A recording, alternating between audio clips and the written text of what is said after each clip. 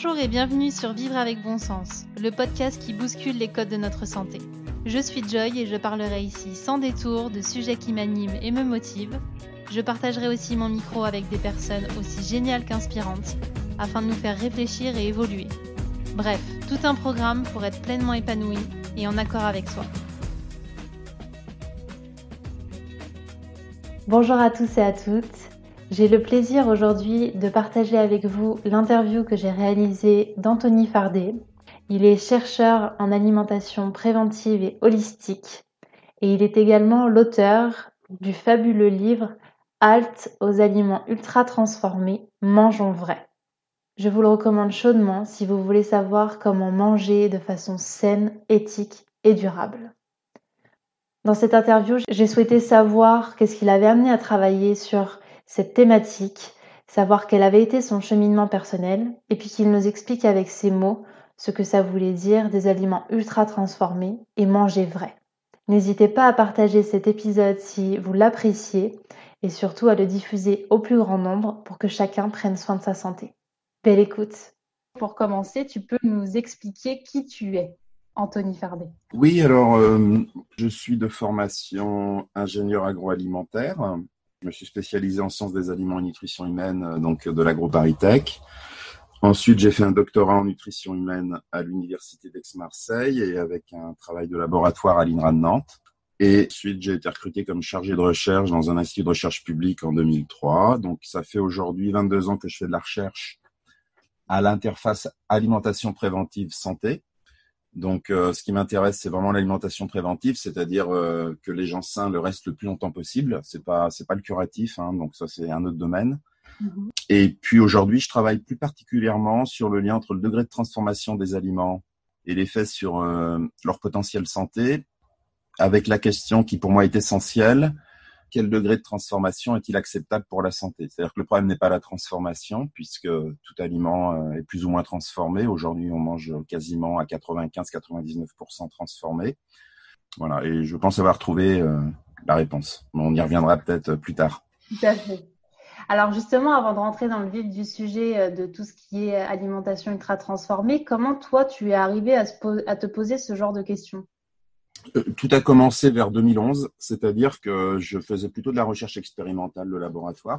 Malgré toutes ces recherches qui sont faites dans le monde, expérimentales chez l'homme, chez l'animal, sur les cellules, malgré toute la somme de données qu'on a accumulées en nutrition, tous les programmes de santé par pays qui sont faits par les ministères, la question que je me suis posée, c'est pourquoi est-ce que les maladies chroniques continuent à progresser, voire à exploser dans le monde, et pourquoi l'espérance de vie en bonne santé tend plutôt à stagner, comme c'est le cas en France, et même à diminuer parfois, comme ça peut l'être dans certains pays, et même en France depuis les années 80. Donc je me suis dit, on peut pas toujours conclure les articles scientifiques en disant d'autres études sont nécessaires. Et en fait, c'est là que je me suis intéressé à la philosophie de l'alimentation, c'est-à-dire que j'ai voulu creuser un peu plus loin que d'autres ne l'ont fait. Et donc, je me suis intéressé à plusieurs bouquins, dont un premier bouquin qui m'a beaucoup inspiré, qui a été écrit par Georgi Skrinis, qui est un enseignant-chercheur australien, qui a écrit un bouquin qui s'appelle Nutritionism, qui veut dire réductionnisme nutritionnel en français. D'accord. Et je crois que c'est la meilleure analyse que j'ai jamais lue de l'histoire de la nutrition et de la recherche en nutrition depuis ses débuts en 1850. Sous l'angle justement du réductionnisme occidental, c'est pour faire simple pour nos auditeurs, c'est-à-dire ne considérer l'aliment que comme une somme de composés de nutriments, protéines, glucides, lipides, calories, minéraux, vitamines. Et ensuite, j'ai lu un second bouquin qui a fini de parachever le tout, c'est Whole, en anglais qui veut dire entier, complet, de Colin Campbell, qui est un chercheur américain biochimiste nutritionnel à la retraite aujourd'hui. Mm-hmm. Et qui, lui, inversement à Georgi Skrinis, mettait en avant plutôt l'aliment dans sa complexité. Ça m'a amené donc à l'approche holistique, qui est l'approche complémentaire de l'approche réductionniste, mais qui, contrairement au réductionnisme, va plutôt considérer l'aliment dans sa complexité et ne considère évidemment pas l'aliment comme une seule somme de composés, mais beaucoup plus que cela. Donc ça a été le départ de ma réflexion. Et dans cette réflexion-là, je suis tombé en 2013-2014 sur les travaux du professeur Montero, qui est le premier à avoir défini le concept d'aliments ultra transformés en 2009. Mm-hmm. voilà, c'est là que c'est vraiment tout à fait utile, c'est-à-dire que j'ai vraiment fait le lien entre cette pensée réductionniste poussée à son extrême, qui a poussé à déconstruire les aliments et à les fractionner, menant aux aliments ultra transformés, pour essayer de prévenir et de lutter contre les maladies chroniques, et donc que ça ne pourrait pas marcher parce que, si vous voulez, si on utilise le même logiciel qui a généré les maladies chroniques pour les résoudre, ça ne peut faire qu'empirer la situation. Et donc, c'est bien ce qu'on observe, c'est-à-dire qu'on développe dans le monde entier des scores, par exemple, nutritionnels basés sur la seule composition. Et dans les pays où ils sont utilisés, on ne voit pas du tout l'obésité, le diabète reculer, ni l'espérance de vie en bonne santé augmenter. Donc, là, je me suis dit, si une pensée réductrice extrême génère des maladies chroniques, eh bien, pour lutter efficacement contre les maladies chroniques, il faut revenir à une approche plus holistique, en complément, mais il faut qu'elle reprenne de la place de manière beaucoup plus prégnante. Et donc maintenant, considérer l'aliment de manière beaucoup plus qualitative et dans sa globalité, sa complexité, c'est-à-dire qu'un aliment est beaucoup plus que la somme de lipides, glucides, protéines, minéraux. C'est aussi une matrice alimentaire. Pour faire simple, c'est ce qu'on voit à l'œil nu, c'est-à-dire une pomme, par exemple, a une matrice ronde, verte, plus ou moins poreuse, solide, etc. En fait, deux aliments qui ont une même composition, mais qui n'ont pas la même matrice, n'auront pas le même effet sur la santé. Donc cet effet matrice est fondamental parce qu'il va jouer sur la mastication, donc la satiété, donc la régulation de la prise de poids, la vitesse de libération de nutriments et leur métabolisme, sucre lent, sucre rapide, protéines lentes, protéines rapides, lipides lents, lipides rapides. On peut appliquer le principe à tous les nutriments. La vitesse de transit, la synergie d'action des composés. Et donc, on voit bien ici que les nutriments et les calories ne sont absolument pas interchangeables d'un aliment à l'autre en vertu de cet effet matrice. Voilà, la boucle est bouclée parce qu'en fait, on mange pas des nutriments, contrairement à ce qu'on veut nous faire croire, mais on mange bien des matrices alimentaires. Et si vous voulez, la transformation des aliments, c'est vrai, elle peut modifier la composition, mais elle agit aussi sur la matrice. Par exemple, une amande entière ou finement broyée n'auront pas le même effet métabolique. C'est facile à comprendre. Il suffit de prendre, par exemple, une maison. Vous prenez une maison et vous la déconstruisez, c'est-à-dire vous la broyez en quelque sorte. Donc, vous avez un amas de gravats. A priori, l'amas de gravats a la même composition que la maison initiale, mais vous voyez bien qu'elle n'a pas la même structure, qu'elle n'a pas la même matrice. Et donc, vous ne pourrez plus l'habiter. On a beaucoup trop longtemps négligé cette matrice, dont le mot-clé est le lien. Pour moi, mon hypothèse de recherche, c'est que le lien qui unit les nutriments dans l'aliment, tout ce qui est synergie, interaction, joue un rôle beaucoup plus fondamental sur la santé humaine que les nutriments en eux-mêmes. Puisqu'on peut voir qu'en déconstruisant ces liens et en recombinant les ingrédients comme dans les aliments ultra transformés, c'est délétère pour la santé. Donc ce lien est essentiel. Et pendant trop longtemps, les chercheurs, pas que les chercheurs, peut-être aussi des médecins, ont voulu essayer de relier les maladies chroniques à un seul nutriment ou à quelques nutriments, alors qu'en fait, il faut les relier plutôt au lien qui unit les nutriments, donc à la matrice et donc au degré de transformation. Alors justement, pour rebondir sur le côté réductionniste, pour schématiser, il y a vraiment ce côté où on nous dit il faut manger des protéines, des lipides, des glucides. Ça serait vraiment je réduis les aliments à une somme de nutriments. Voilà. Et le côté holistique où on considère l'aliment dans son entièreté avec sa structure, sa matrice, donc sa qualité, l'endroit où il a poussé, la saisonnalité, etc. Vraiment tout un ensemble de choses. Oui, c'est exactement ça l'approche holistique, c'est vraiment sortir du tout composition, quoi. Surtout pour le grand public, je dis, il faut évidemment continuer à avoir cette approche réductionniste dans certaines recherches, en médecine curative, pourquoi pas, ou pour des spécialistes, évidemment, mais même pour des diététiciens, parce qu'on a besoin de connaître les nutriments isolés. Mais si vous voulez, pour aider la société, le grand public, tant qu'on communiquera par les parties isolées de l'aliment, c'est-à-dire de façon réductionniste, on ne fera qu'ajouter confusion et injonctions contradictoires. C'est ce qu'on observe, on n'a que des injonctions contradictoires. Un jour, tel nutriment est montré du doigt, un autre jour, il est mis en exergue, et on a l'impression que c'est un processus sans fin qui peut mener à une forme d'orthorexie que j'ai appelé la maladie de ce réductionnisme extrême. Effectivement, il faut avoir plutôt une approche qualitative et holistique qui est la bonne interface avec la société, parce que le consommateur, il pense d'abord global et qualitatif avant de penser réductionniste. Et alors justement, toi, dans tes études, tu as dû être confronté à cette approche réductionniste où on t'a demandé de fonctionner avec les nutriments. Oui, j'ai été élevé, que ce soit en prépa, en école d'ingénieur ou en tant que chercheur à mes débuts. Et C'est même vrai dans ta vie perso, je suppose, tu as été confronté à cette vague d'aliments ultra transformés et du coup de réductionnisme à l'extrême.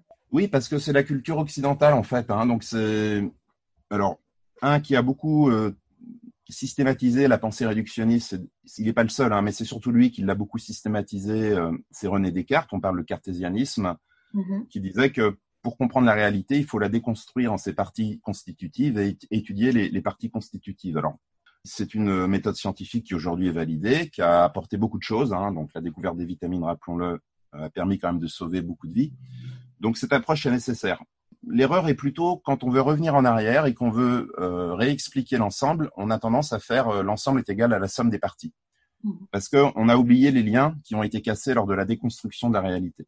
Et donc, cette pensée-là, en fait, réductionniste, est très occidentale et elle imprègne toute la société dans d'autres domaines, la médecine conventionnelle, l'agriculture conventionnelle, l'élevage intensif, l'économie, l'éducation, la psychologie, etc. Et donc, tous les gens qui font de la nutrition, parce qu'ils peuvent venir d'horizons variés, que ce soit diététiciens, médecins, chercheurs, enseignants, eh bien, sont baignés dans ce paradigme réductionniste où on apprend surtout les nutriments séparément, les glucides, les lipides, les calories, etc., les effets de ces nutriments sur la santé. Et on en oublie une approche plus qualitative et holistique, qui est pourtant très nécessaire, surtout si on veut communiquer auprès du plus grand nombre et du grand public. Et le deuxième risque, c'est qu'à force de déconstruire la réalité en ses parties constitutives, on finit par s'en éloigner et à un moment, on s'en coupe. Et donc, en se coupant de la réalité, on se coupe du bon sens, tout simplement. Et donc, l'approche holistique est une approche de bon sens qui revient vers le réel et qui essaye de prendre en considération pas seulement les parties du système, mais aussi le lien qui unit toutes ces parties. Voilà. Et donc, alors, ce que tu veux dire, c'est que justement, quand on veut revenir en arrière, si on ne met pas de lien et de sens, ça n'a aucun intérêt. Alors, c'est très rentable comme démarche. Par exemple, on en est venu à résumer le potentiel santé d'un aliment à quelques nutriments. Ouais. Par exemple, les gens associent les produits laitiers au calcium. Donc, on réduit l'aliment à un nutriment. On peut réduire les agrumes à la vitamine C, on peut réduire la viande aux protéines ou les céréales complètes aux fibres. Donc, on sait bien que l'aliment, c'est beaucoup plus que ça. Et ce qui le rend protecteur, c'est l'ensemble, c'est l'effet matrice, qui peut jouer sur la mastication et la satiété. C'est la synergie d'action des composés. Et c'est pas parce qu'un nutriment, on a montré de manière isolée qu'il avait un effet santé que en le remettant en grande quantité dans un aliment, ça va marcher. Parce qu'en fait, il exerce son potentiel santé en synergie avec les autres composés de l'aliment. Et en outre, non seulement l'aliment est une structure complexe, mais il y a aussi les autres aliments qu'on consomme avec. Donc, on peut toujours être plus global et plus holistique. On peut raisonner au niveau du régime ou, comme tu le mentionnais tout à l'heure, d'où vient l'aliment? Est-ce qu'il est bio, local, de saison? Quel est son degré de transformation? Dans quel système alimentaire il s'inscrit? Quelle est notre activité physique? Quelle est notre façon de vivre? Donc, l'holisme n'a pas de limite, de même que le réductionnisme n'a pas de limite. C'est-à-dire que le réductionnisme, on va de plus en plus dans l'infiniment petit, on pourrait dire, et l'holisme, on va de plus en plus dans l'infiniment grand. Bien sûr. Mais de même que pour le réductionnisme, n'être que holistique n'est pas bon non plus, parce qu'il y a un moment, pour bien comprendre aussi comment les choses fonctionnent, on doit être amené aussi à déconstruire les systèmes et à étudier aussi de temps en temps les parties isolées. Mais il faut le faire dans un cadre global et holistique, c'est-à-dire il ne faut pas le faire de manière déconnectée de la réalité comme on tend à le faire aujourd'hui, où on finit par tourner en rond et amener des recherches qui n'ont plus vraiment de sens pour la société, en fait, au final. Toi, aujourd'hui, tu dois le voir dans les supermarchés, on retrouve quand même des aliments ultra transformés quasiment dans tous les rayons, qui sont le fruit d'une pensée réductionniste pure. Ouais. Comment on fait la bascule entre ces deux mondes? C'est une bonne question.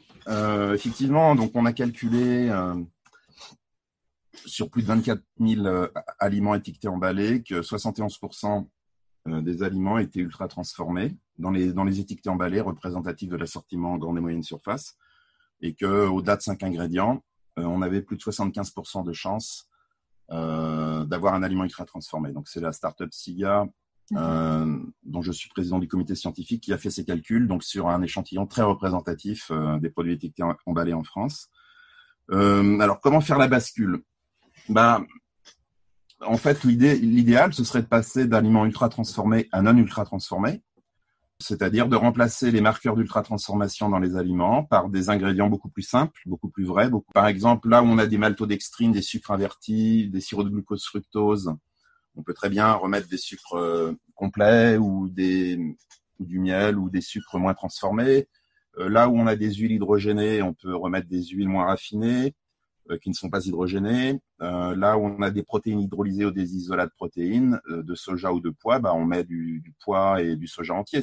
Donc c'est peut-être l'occasion d'expliquer ce que c'est que les marqueurs d'ultratransformation, c'est-à-dire que les aliments ultra-transformés, en fait, sont le symbole on l'a dit, de la pensée réductionniste, mais aussi de cette dernière transition nutritionnelle, c'est-à-dire le passage des vrais aux faux aliments, des real aux fake foods, ou aliments artificialisés. Donc, l'aliment ultra-transformé symbolise cette arrivée massive dans les années 80 de ces faux aliments.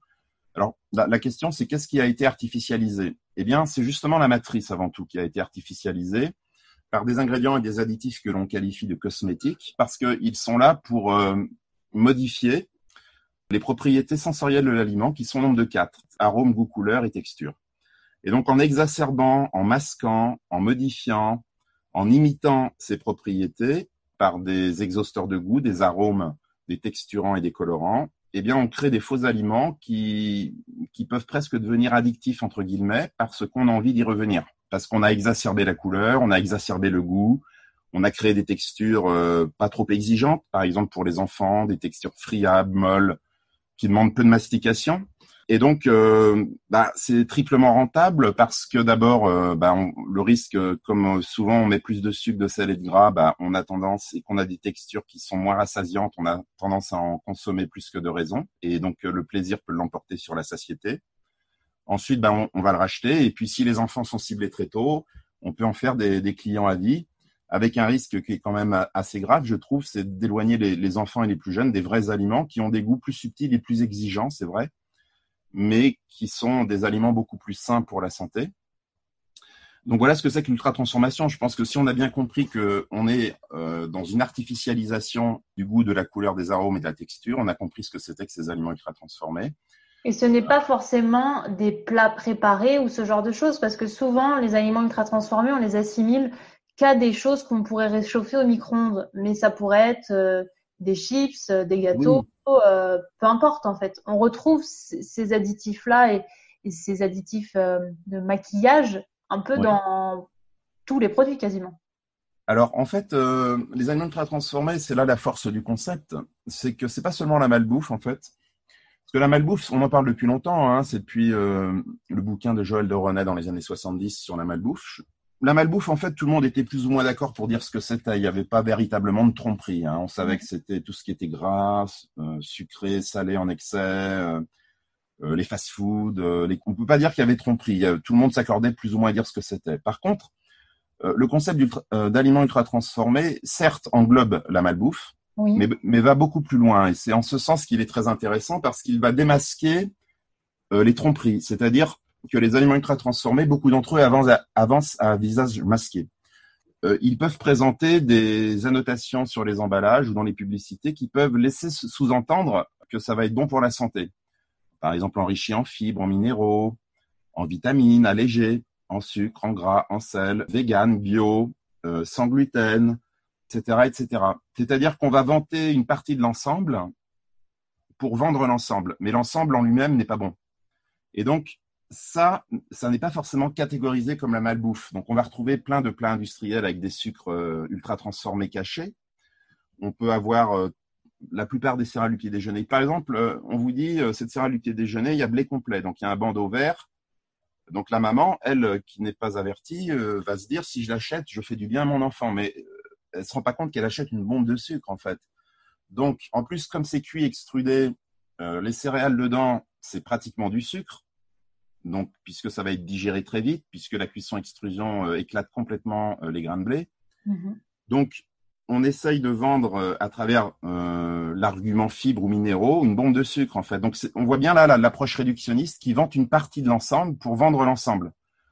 Et donc, le concept d'ultra-transformé permet de démasquer tout cela. Et c'est en ce sens qu'il est vraiment très important pour la société et qu'il faut que les gens vraiment comprennent bien la définition de l'aliment.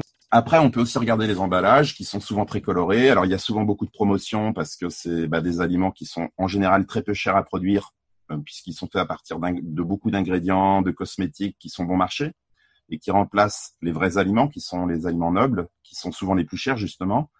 On va retrouver des mentions qui peuvent laisser sous-entendre un effet santé. Alors, on peut pas parler d'allégation santé parce que c'est des dossiers très compliqués, mais l'idée, c'est quand même de laisser penser ça aux consommateurs.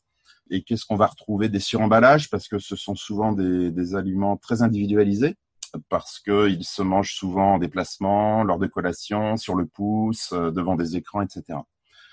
Donc, pour revenir à la question initiale, comment passer de cette approche d'aliments ultra transformés très réductionniste à des aliments finalement qui sont des vrais aliments? Soit on supprime ces marqueurs d'ultra transformation, ce qu'on sait faire en fait, puisque aujourd'hui on voit apparaître sur le marché industriel des aliments qui sont industriels et qui ne sont pas ultra transformés. Donc il faut souligner aussi ça, c'est qu'il y a beaucoup d'aliments industriels qui ne sont pas ultra transformés. Oui, Donc on sait faire. On sait les fabriquer aujourd'hui. On sait les fabriquer, bien sûr. Moi, je prends toujours l'exemple du riz au lait. Au début, je prenais un riz au lait ultra transformé qui avait à peu près, il y avait donc un sirop de glucose, il y avait de la gomme de guar pour la texture, le sirop de glucose, parce que c'est moins cher aussi que le sucre, et puis ça a d'autres intérêts technologiques, et il y avait un arôme. Donc, il y en avait 3. Et là, j'ai pris un riz au lait qui est industriel, qui est fabriqué par une petite PME, mais qui n'a que des vrais ingrédients. Donc, c'est-à-dire riz de Camargue, sucre issu d'agriculture biologique, extrait de vanille et non arôme artificiel de vanille, et puis du lait bio. Voilà. Donc là, j'ai un riz au lait industriel, mais qui est vraiment excellent. Donc en fait, c'est tout à fait possible de le faire. Après, vous avez aussi beaucoup de produits végétaux surgelés qui ne sont pas ultra transformés, les pâtes alimentaires aussi, qu'elles soient au blé complet ou qu'elles soient au blé non complet. Vous avez aussi des conserves qui ne sont pas ultra transformées, le couscous qu'on peut trouver dans des boîtes en carton, du riz brun aussi dans des boîtes en carton. Enfin, quand on commence un peu à vouloir faire de meilleurs choix, on va se rendre compte qu'il en existe beaucoup. Alors justement, il y a à la fois le côté faire des meilleurs choix pour que les industriels créent de nouveaux produits plus Oui, sains, plus bruts. oui, c'est Et ça. puis, nous, en tant que consommateurs, être alertés, s'informer sur comment faire les meilleurs choix. Oui, je pense que, alors, l'idéal, évidemment, ce serait, moi vraiment, je pense que s'il y a vraiment une mesure essentielle à mettre en place, c'est l'éducation à l'alimentation préventive de 3 à 15 ans, c'est-à-dire du primaire à la fin du collège. 1 heure par semaine ça fait pendant 12 ans. Voilà. C'est-à-dire, mais pas les glucides, les lipides, les protéines. Et ça, c'est pour après, pour ceux qui veulent se spécialiser, pour le curatif, pour éventuellement les médecins, etc. Où là, l'approche réductionniste peut jouer un rôle peut-être plus intéressant. Donc, il faudrait apprendre aux enfants d'où viennent les aliments, comment ils sont transformés, quels sont leurs modes de production, quel est l'impact de l'acte d'achat sur les systèmes alimentaires, comment cuisiner, comment reconnaître les aliments, enfin, toutes ces choses-là, en prenant le temps. Et donc là, on va créer une génération de gens qui sont avertis, parce que l'ignorance fait faire des mauvais choix, on le sait tous, et nous rend très vulnérables aussi à la pression publicitaire. Donc, on peut créer comme ça 1 ou 2 générations de gens qui sont avertis et qui vont pouvoir faire de meilleurs choix alimentaires. Et on va à ce moment-là tirer le système de manière très vertueuse, entre guillemets, dans le bon sens. Et tout le système alimentaire, hein, pas seulement la santé humaine, mais aussi les producteurs, la protection des petits producteurs, le bien-être animal, les traditions culinaires et leur préservation, l'environnement qui va être protégé également, etc. Donc ça, c'est la mesure phare à mettre en place.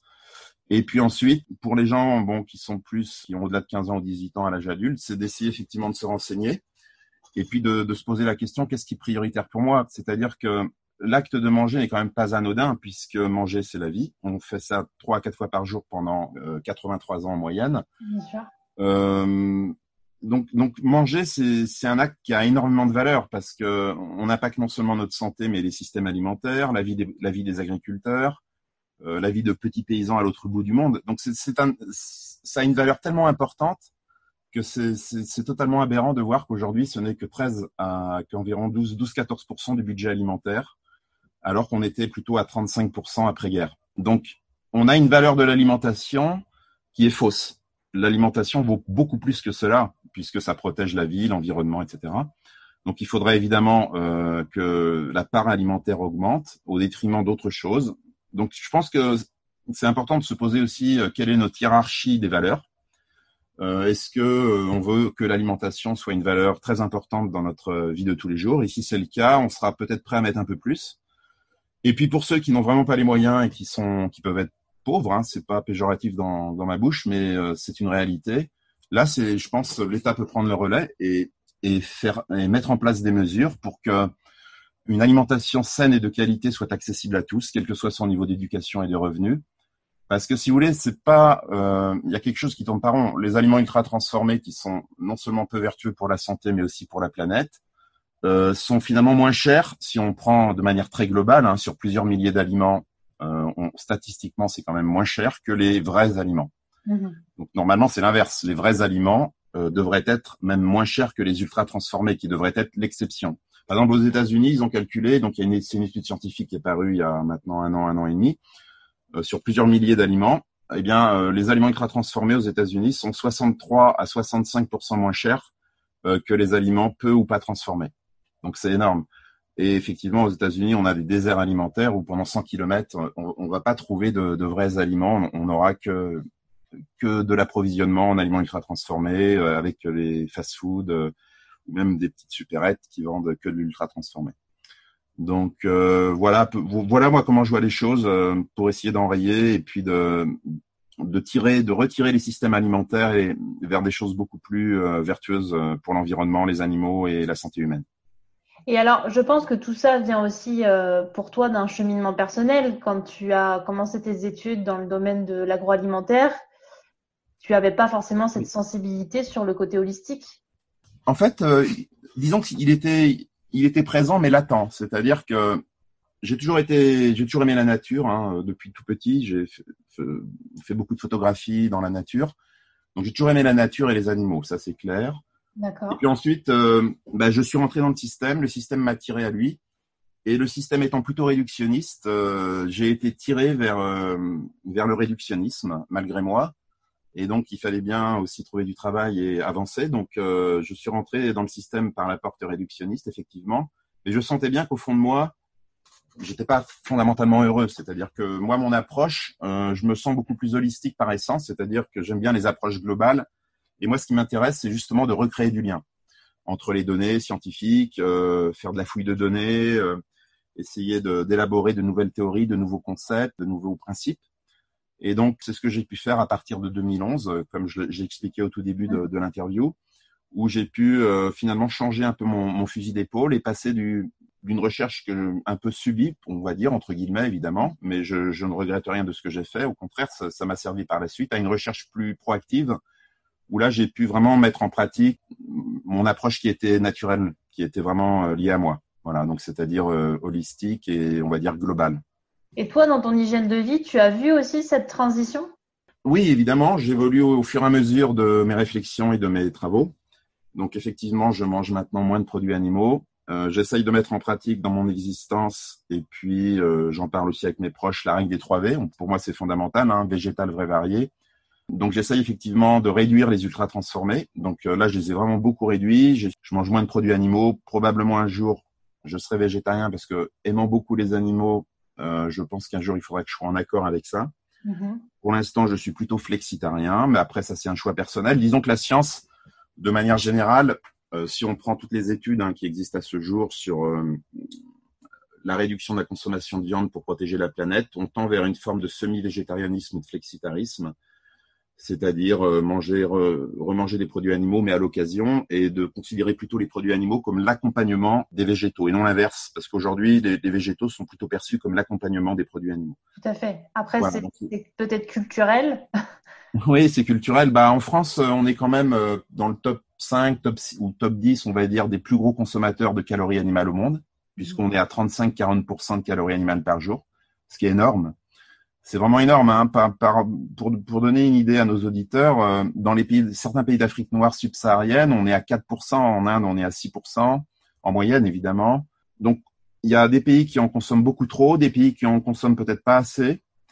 Et puis, les pays émergents, ce qui est un petit inquiétant, entre guillemets, c'est qu'ils ont tendance à, plus ils s'enrichissent, plus ils consomment de calories animales, parce que c'est un signe extérieur de la richesse. Oui. Il faudrait justement pas qu'ils tendent vers nos 35-40% ou 50% aux États-Unis et qui se stabilisent. Alors, c'est la deuxième, c'est la règle, j'en viens à ma règle des 3V, qui est végétal, vrai, varié. Et donc, végétal, c'est maximum 15% de calories animales par jour, c'est-à-dire, ça fait exactement 2 portions de produits animaux par jour sur la semaine. C'est-à-dire, on arrive à peu près à 14 portions, tous produits animaux confondus, évidemment, hein, œufs, lait, viande, Et fruits de alors, mer. quand tu dis portion, ça représente quoi en termes de quantité? Par exemple, le beurre, la portion de beurre classique, c'est 10 grammes. Les œufs, un œuf, je crois que c'est 50 grammes. Un poisson, ça va dépendre du poisson, ça peut varier entre 100 et 150 grammes, 200 grammes. Voilà, donc la portion, c'est ce qu'on a l'habitude de prendre dans son assiette et qui nous rassasie en fait. Bien sûr. Ça peut aussi un petit peu varier d'un pays à l'autre, puisqu'on sait qu'aux États-Unis, ils sont dans des portions gigantesques. Mais là, du coup, c'est beaucoup trop extrême. C'est-à-dire qu'on a des portions qui ne correspondent plus du tout à la physiologie humaine. Et puis, ce sont souvent des aliments ultra transformés avec des big size, des grandes portions. Donc là, c'est pas du tout vers là qu'il faut tendre. Il faut tendre vers des portions de vrais aliments. Et c'est plutôt assez bien défini aujourd'hui, hein. Donc, et c'est très facile à trouver sur Internet ou dans des bouquins. Alors, avant de revenir sur justement la règle des 3V, tu nous disais que tu expliques aussi à ta famille ton cheminement personnel. Comment c'est perçu? Bah, il y a plusieurs manières. Ceux qui consomment beaucoup de viande sont un peu agacés parce que quand il y a des repas de fête, tout ça, ils comprennent pas pourquoi on veut plus prendre de foie gras ou parce qu'on veut manger moins de viande. Donc il y en a qui sont un petit peu agacés. Après il y a aussi l'inverse, c'est-à-dire qu'il y a des gens qui sont véganes ou végétariens et qui comprennent pas qu'on consomme même un peu de viande, même en étant flexitarien. Donc on a les deux réactions inverses. Voilà, je pense que moi je crois beaucoup à la voie du milieu, c'est-à-dire entre guillemets évidemment, qui est ce semi-végétarianisme ou flexitarisme, qui est de dire finalement si on consomme des produits animaux d'abord de qualité et dont on est sûr de la provenance, c'est-à-dire d'animaux qui ont été élevés dans des conditions optimum de leur respect, et finalement on pourrait dire, j'ai toujours en tête la phrase d'un chercheur allemand qui était aussi philosophe et chercheur en nutrition, qui disait après tout, nous prenons la vie des animaux pour prolonger la nôtre, donc la moindre des choses, c'est de les respecter jusqu'à leur mort. Donc j'aime beaucoup cette phrase parce que c'est un peu l'esprit dans lequel certaines populations ancestrales consommaient des animaux. Par exemple, les Indiens, ils ne tuaient que quelques bisons et ils exploitaient tout dans l'animal et ils remerciaient l'animal. Il y avait une reconnaissance vis-à-vis de l'animal tué et une certaine forme de respect. Alors après, certains vous diront que le respect, c'est pas du tout les tuer. Alors ça, je respecte aussi tout à fait. Voilà, donc moi, c'est vraiment, c'est plutôt vers cette vision, je pense qu'il faut aller, le respect de l'animal, et puis aller vers des produits animaux de bien meilleure qualité. Et puis pour le même prix, on en consomme moins et de meilleure qualité. Voilà. Donc je pense que c'est ça qui est vraiment intéressant pour le futur. Je rebondis sur la règle des 3V qui s'adapte totalement dans le cas des protéines animales. Oui. Donc, il y a le premier V qui est pour vrai, ensuite on a varié et végétal. En fait, on s'est rendu compte que l'alimentation, les régimes alimentaires avaient tendance à obéir à 3 dimensions différentes. Donc la première dimension, c'est le ratio calories animales sur végétal. La deuxième dimension pour vrai, par opposition aux faux aliments ultra transformés, c'est le degré de transformation de l'aliment. Et la troisième dimension, c'est varié. Alors, la première règle, on s'aperçoit que les régimes qui protègent à la fois la santé humaine et la planète dans son ensemble et les systèmes alimentaires tendent vers à peu près 15% de calories animales par jour. Si on prend ensuite la règle du vrai et qu'on prend toutes les études sur obésité et surpoids et produits ultra transformés, là aussi, pareil, on converge vers 14-15% maximum d'aliments ultra transformés par jour. Ça fait 1 à 2 portions par jour. Alors, il faudra d'autres études sans doute pour confirmer ce seuil qui est peut-être en deçà. Je pense qu'il est même en deçà, mais pour l'instant, on est plutôt autour de 14-15%. Et puis, plus on va manger varié, plus on va apporter de composés protecteurs différents qui vont agir en synergie, notamment les antioxydants. Il est important de varier la source des antioxydants parce qu'ils ont tous des actions différentes dans l'organisme. Et là, on revient un petit peu à ce que je disais au début, justement, privilégier la saisonnalité qui nous apporte une variété d'aliments. Voilà. C'est ça. C'est pour ça qu'après varié, j'ai rajouté, si possible, biolocal et de saison. Mhm. Donc ce qu'on appelle le BLS. Donc les 3 V, si possible bio, local et de saison. Et ce qui est très intéressant, c'est que cette règle, d'abord, elle est holistique et scientifique. C'est-à-dire, elle est holistique dans le sens où c'est une cible très globale et très qualitative, mais qui englobe tout le reste. C'est-à-dire que en tendant vers ce type de régime, eh bien, on va tirer tout le système alimentaire avec nous. Vous voyez bien qu'on ne parle pas de nutriments, je ne parle pas de glucides, de lipides, parce que ça ne sert à rien pour le grand public et pour prévenir les maladies chroniques et pour améliorer les systèmes alimentaires. Ça n'est pas d'utilité dans ce domaine. Mhm. Et donc, c'est holistique parce que ça protège les 3 dimensions de la vie sur Terre, c'est-à-dire l'environnement, la biodiversité, le bien-être animal et la santé humaine. Donc, c'est un peu, moi j'aime bien prendre l'image des poupées russes, c'est-à-dire que en fait, quand vous ciblez la plus grande des poupées russes ou que vous prenez avec vous la grande poupée russe, vous embarquez tout le reste avec vous, toutes les plus petites parce qu'elles sont contenues dedans. Par contre, si votre recommandation, vous la faites sur une toute petite poupée russe, vous n'allez pas embarquer les autres. Par exemple, si vous faites des recommandations où vous ne raisonnez qu'en partie isolée, en glucides, lipides, ou moins sucré, par exemple, moins sucré n'embarque pas forcément le bien-être animal et les petits producteurs ou le respect des traditions culinaires. Bien sûr. Donc, plus la cible est globale et holistique, plus l'impact sociétal et planétaire sera durable à long terme. Et ça, c'est très important de bien comprendre cela, je pense. Et enfin, il y a un autre point qui est très intéressant avec ces règles, c'est que d'abord, pour l'instant, on n'a pas réussi à en trouver une 4e. Alors, on pourrait peut-être rajouter, c'est un peu une blague, vélo pour ceux qui veulent faire du sport. Mais pour l'instant, on peut faire l'exercice, je pense, c'est intéressant. C'est-à-dire que si on supprime une seule des 3 règles, ça ne marche plus ni pour la santé ni pour la planète. Je vais vous prendre un exemple. Mettons qu'on inverse végétal et qu'on consomme 85% de calories animales, on sait que ça n'est pas viable et durable pour la planète. Ça n'est pas possible. Toutes les études le montrent, toutes les études scientifiques. Ensuite, il peut aussi y avoir des risques de maladies chroniques liées à un excès de calories animales. Ensuite, si on respecte le végétal et le varié, mais qu'on ne respecte pas le vrai, c'est-à-dire qu'on consomme beaucoup ultra transformés. Ça peut être le cas de végétariens ou de véganes. Mhm. Qui consomment des produits végétaux mais ultra transformés. Eh bien, on sait qu'il y a une étude notamment prospective qui a montré de manière assez claire que ceux qui consommaient des produits végétaux très ultra transformés en grande quantité avaient les mêmes risques de maladies coronariennes que les gros consommateurs de calories animales. Donc, on rebascule dans un autre problème.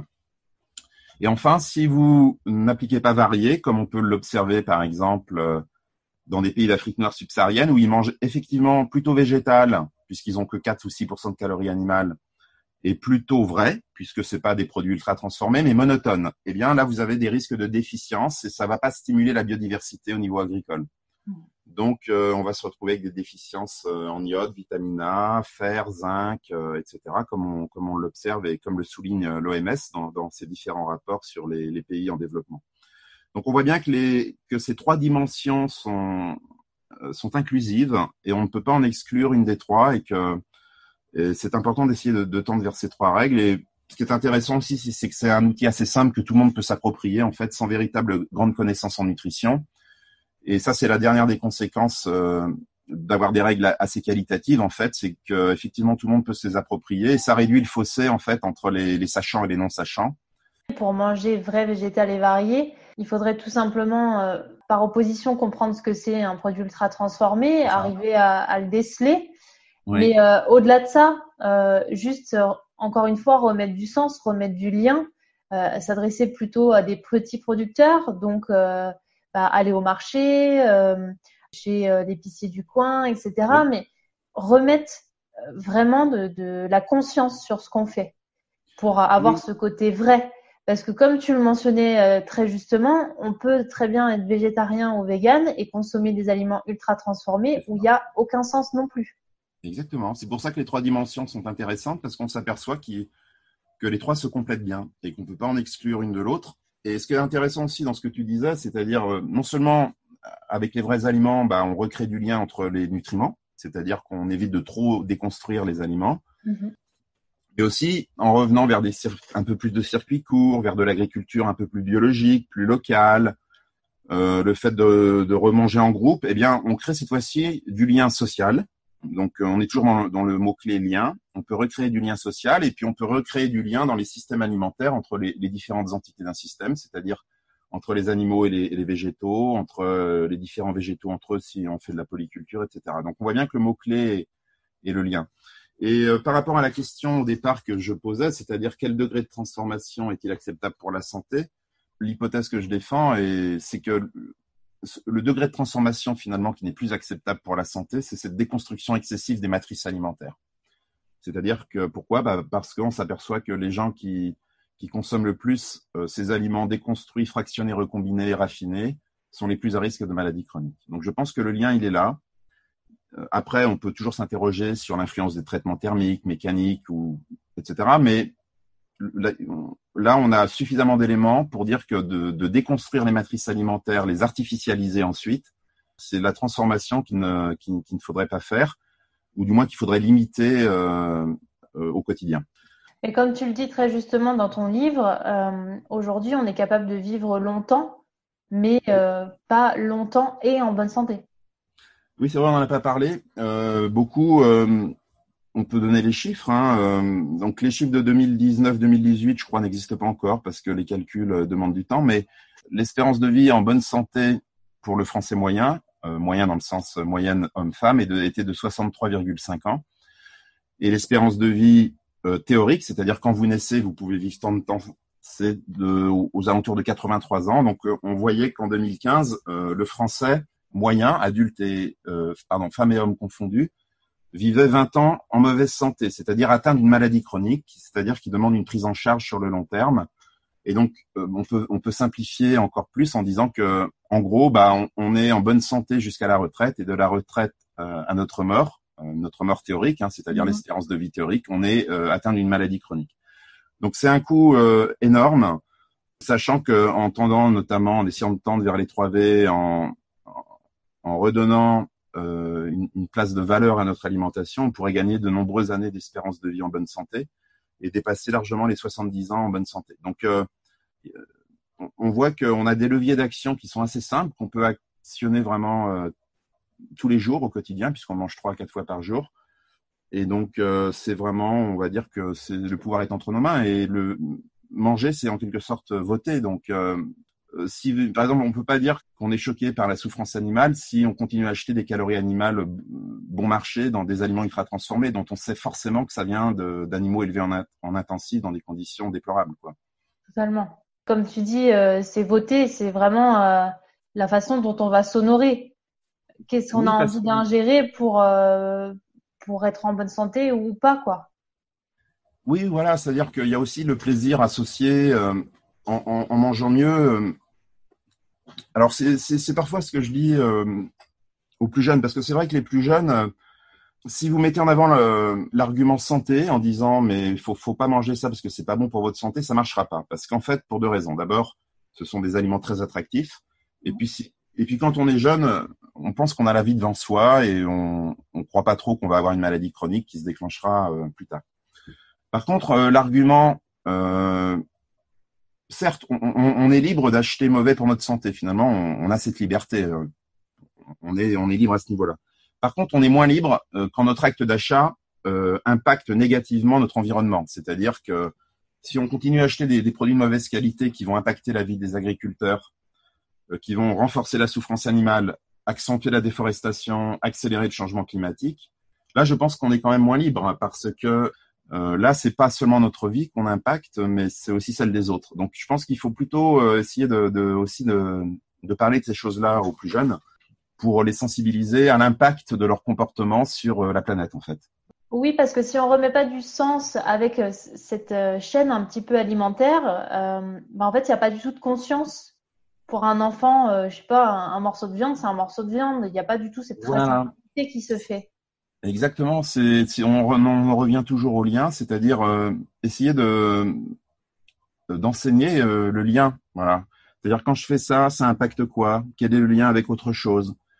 Qu'on est dans un monde complexe, globalisé, et que chaque acte d'achat peut avoir une conséquence à l'autre bout de la planète, quoi. Et je pense que c'est ça Comme tu le qu'il dis faut très vraiment. justement dans tes conférences, expliquer comment poussent les choses. Qu'aujourd'hui, il n'existe pas de champ de Coca-Cola, mais qu'il existe des champs de blé.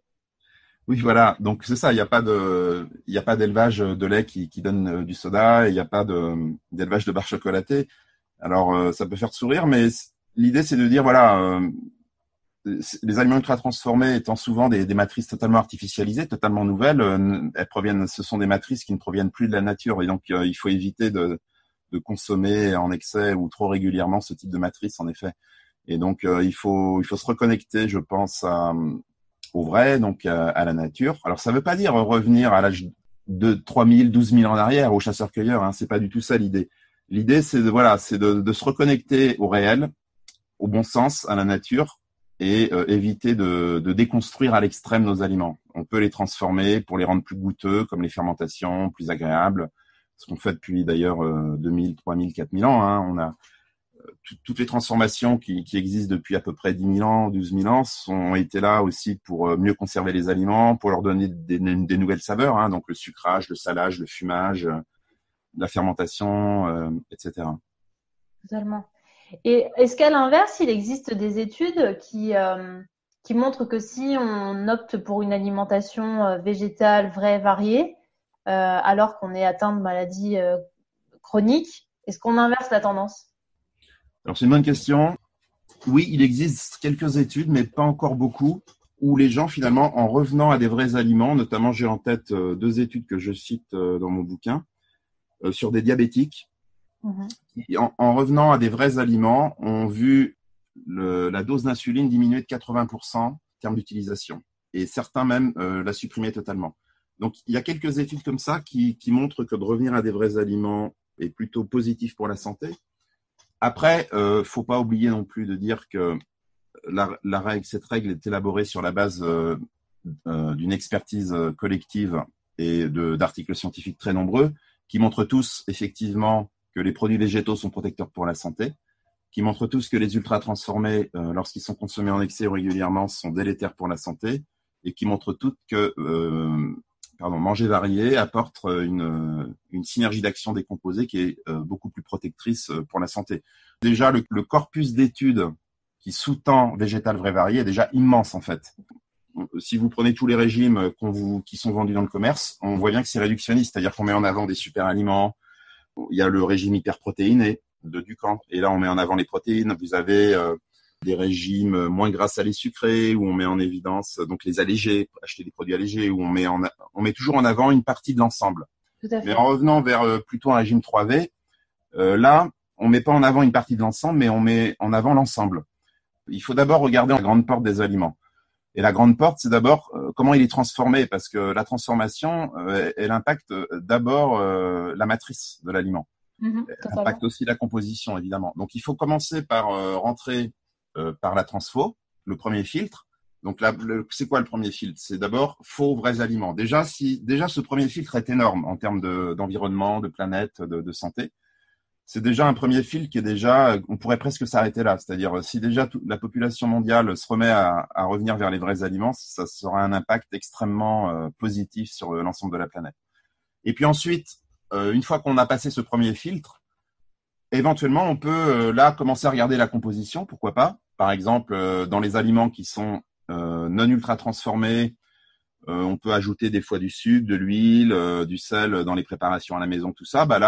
Là, effectivement, on peut dire aux gens de faire attention à pas non plus mettre trop de sel, de sucre et de gras, parce qu'on sait quand même que si on consomme trop de sucre et de sel et de gras, ça peut avoir des effets délétères sur certaines dérégulations métaboliques qui sont bien documentées scientifiquement, mais plutôt en seconde intention. Mais par contre, le risque c'est même pas le risque, c'est qu'on en est sûr, c'est que si on rentre d'abord par la composition, on va se retrouver avec des aliments qui ont une composition en apparence équilibrée, mais qui sont ultra transformés. Voilà. Donc, il faut pas aller dans ce sens-là. Il faut toujours aller du global vers le spécifique. Et aller du global vers le spécifique, c'est d'aller du degré de transformation et de l'effet matrice vers la composition, et non pas dans le sens inverse. Merci beaucoup, Anthony. Merci de ta confiance. Donc, on retrouve dans tous les cas toutes ces informations dans ton livre qui s'appelle Halte aux aliments ultra transformés, mangeons vrai. Oui, et les principes qui sont dedans restent les mêmes aujourd'hui. Il n'y a aucun problème là-dessus. Merci beaucoup. Merci, Jerry.